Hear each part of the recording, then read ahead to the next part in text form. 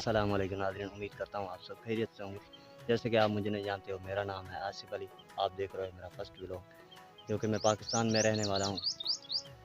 छोटा सा गांव थरपारकर रेगिस्तान, कोई भी सहूलियत मुयसर नहीं है। उधर से मैं व्लॉग कर रहा हूँ, तो आपको बिल्कुल पसंद आएगा। तो आप मेरा साथ दिए। बात करते हैं ग्रेजुएशन की मैं 5 पास हूँ। उसके बाद हमारे पास न तालीमी कोई इदारा बड़ा है, तो छोटे से छोटे मास्टर जो हैं वो इधर 5 तक पढ़ाई कर सकते हैं, लेकिन कुछ मजबूरी की वजह आगे पढ़ नहीं सका। तो बस यही, कभी उधर कभी उधर, दर गुजर है तेरा शुक्रिया, मैं कहाँ कहाँ से गुजर गया। तो उस वाली बात। तो प्लीज़ अपने भाई की सपोर्ट करना, तो मेहरबानी होगी आपकी, बड़ी बड़ी आपका शुक्रगुजार हूँ। और थोड़ा सा मौसम का आपको रिव्यू करवा देता हूँ। बहुत ज़बरदस्त है मौसम।